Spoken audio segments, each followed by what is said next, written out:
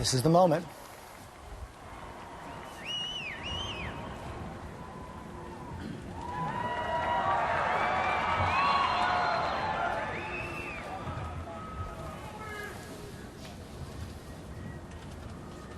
Please raise your right hand and repeat after me. I, Donald John Trump, do solemnly swear. I, Donald John Trump, do solemnly swear that I will faithfully execute that I will faithfully execute the office of President of the United States the office of President of the United States and will, to the best of my ability, preserve, protect, and defend the Constitution of the United States. The Constitution of the United States. So help me God. So help me God. Congratulations, Mr. President. Here it is, 12 seconds after noon. Donald J. Trump, the 45th President of the United States.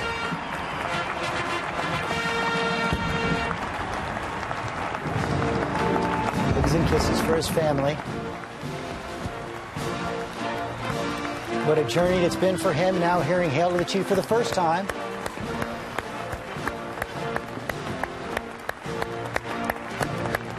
Congratulating the man he succeeds.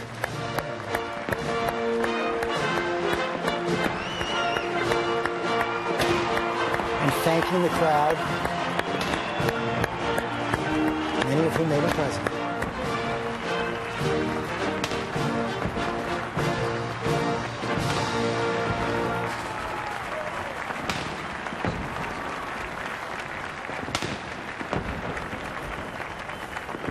He'll be introduced by Senator Blunt and deliver his inaugural address.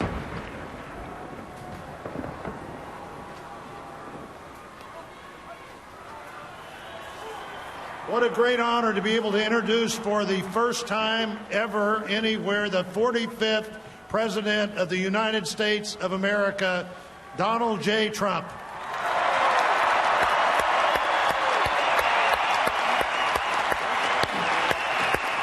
Did I get that one right?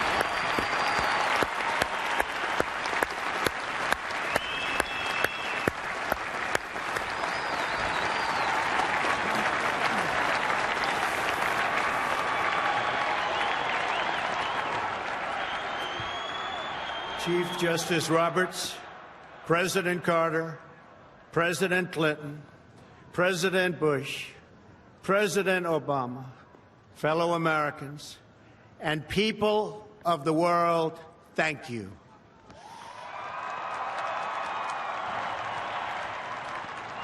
We, the citizens of America, are now joined in a great national effort to rebuild our country and restore its promise for all of our people. Together, we will determine the course of America and the world for many, many years to come. We will face challenges. We will confront hardships, but we will get the job done. Every 4 years, we gather on these steps to carry out the orderly and peaceful transfer of power. And we are grateful to President Obama and First Lady Michelle Obama for their gracious aid throughout this transition. They have been magnificent. Thank you.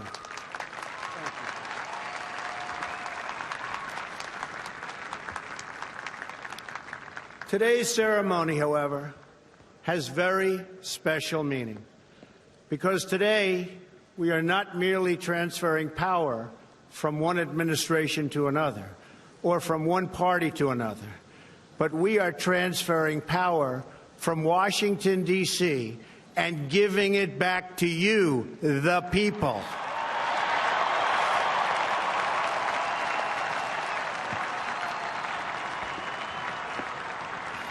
For too long, a small group in our nation's capital has reaped the rewards of government while the people have borne the cost. Washington flourished, but the people did not share in its wealth. Politicians prospered, but the jobs left and the factories closed. The establishment protected itself, but not the citizens of our country. Their victories have not been your victories. Their triumphs have not been your triumphs. And while they celebrated in our nation's capital, there was little to celebrate for struggling families all across our land.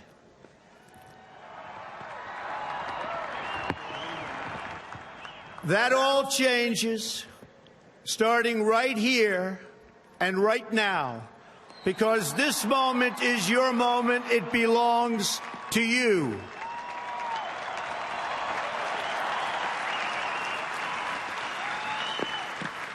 It belongs to everyone gathered here today and everyone watching all across America. This is your day. This is your celebration. And this, the United States of America, is your country.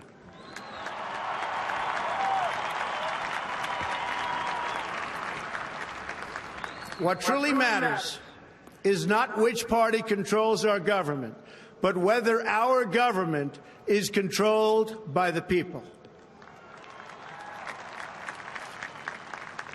January 20th, 2017 will be remembered as the day the people became the rulers of this nation again.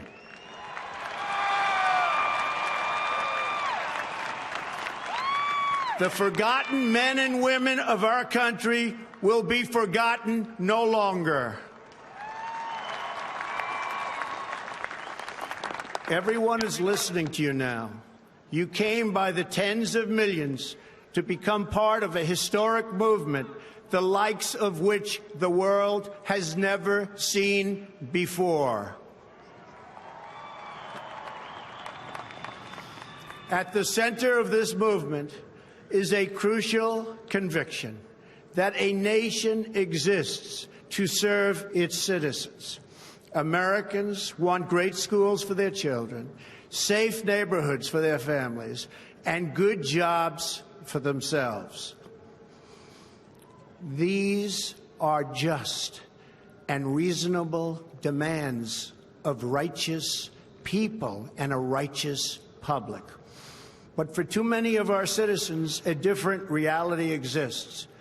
Mothers and children trapped in poverty in our inner cities, rusted out factories scattered like tombstones across the landscape of our nation, an education system flush with cash, but which leaves our young and beautiful students deprived of all knowledge, and the crime and the gangs and the drugs that have stolen too many lives and robbed our country of so much unrealized potential.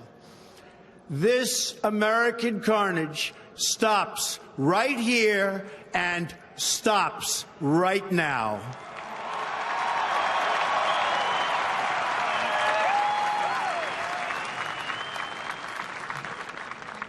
We are one nation, and their pain is our pain. Their dreams are our dreams, and their success will be our success. We share one heart, one home, and one glorious destiny. The oath of office I take today is an oath of allegiance to all Americans.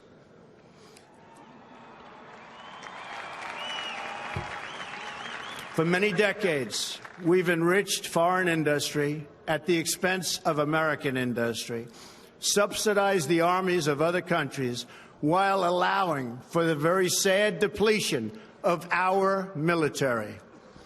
We've defended other nations' borders while refusing to defend our own.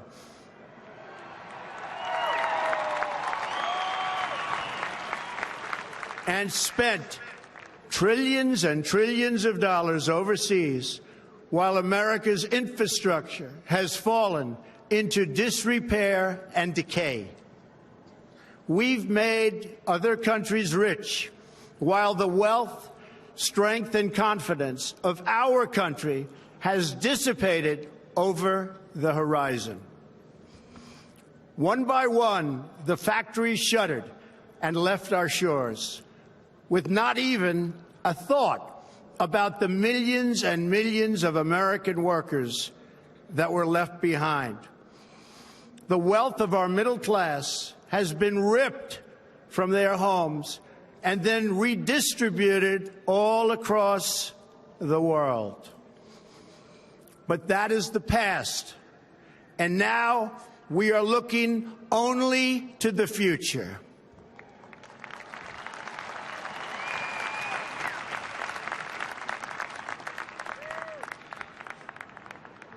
We assembled here today are issuing a new decree to be heard in every city, in every foreign capital, and in every hall of power.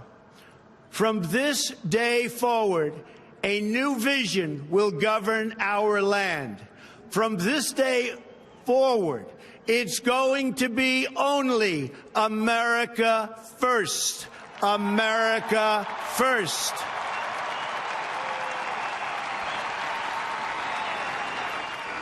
Every decision on trade, on taxes, on immigration, on foreign affairs will be made to benefit American workers and American families.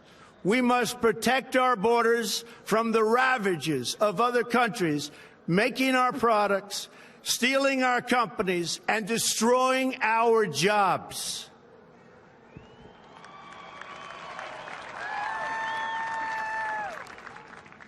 Protection will lead to great prosperity and strength. I will fight for you with every breath in my body, and I will never, ever let you down.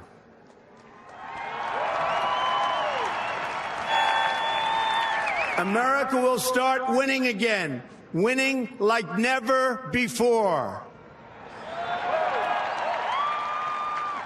We will bring back our jobs. We will bring back our borders.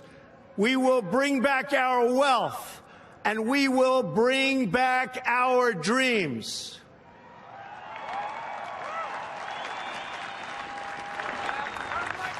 We will build new roads and highways and bridges and airports and tunnels and railways all across our wonderful nation.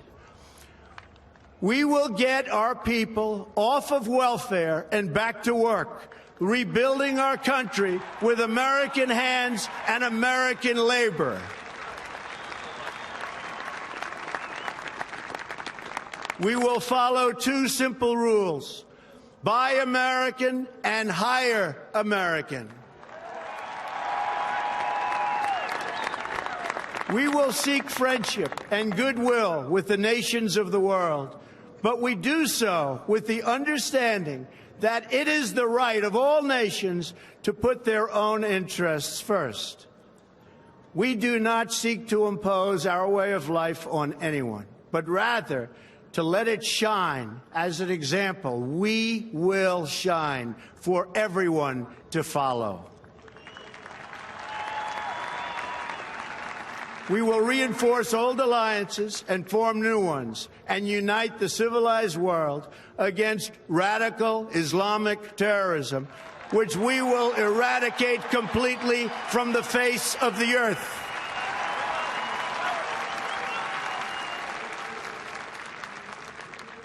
At the bedrock of our politics will be a total allegiance to the United States of America. And through our loyalty to our country, we will rediscover our loyalty to each other.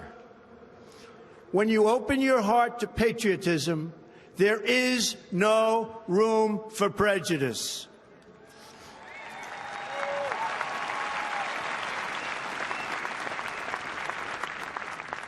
The Bible tells us how good and pleasant it is when God's people live together in unity.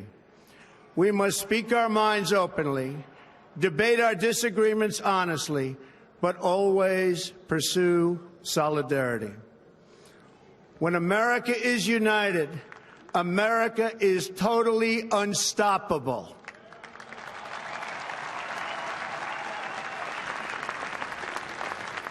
There should be no fear. We are protected, and we will always be protected. We will be protected by the great men and women of our military and law enforcement. And most importantly, we will be protected by God.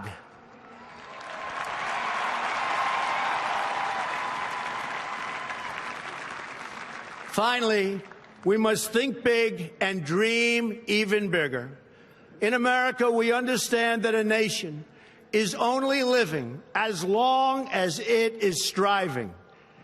We will no longer accept politicians who are all talk and no action, constantly complaining but never doing anything about it.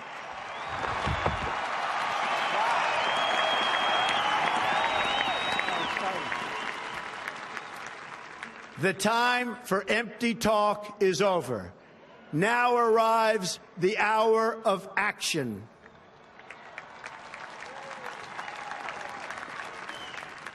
Do not allow anyone to tell you that it cannot be done. No challenge can match the heart and fight and spirit of America. We will not fail. Our country will thrive and prosper again.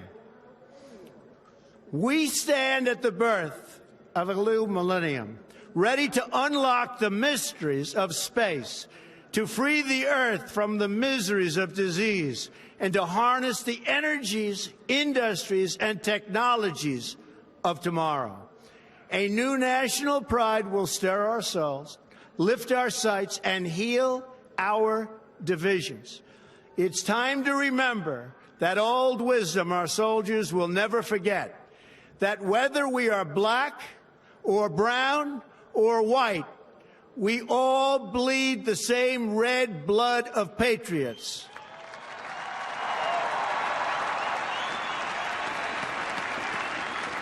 We all enjoy the same glorious freedoms, and we all salute the same great American flag.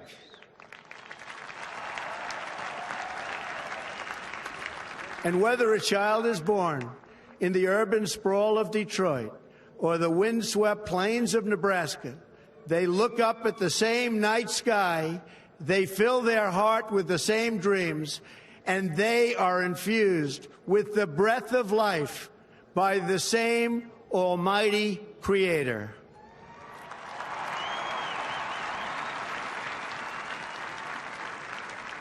So to all Americans in every city, near and far, small and large, from mountain to mountain, from ocean to ocean, hear these words: you will never be ignored again.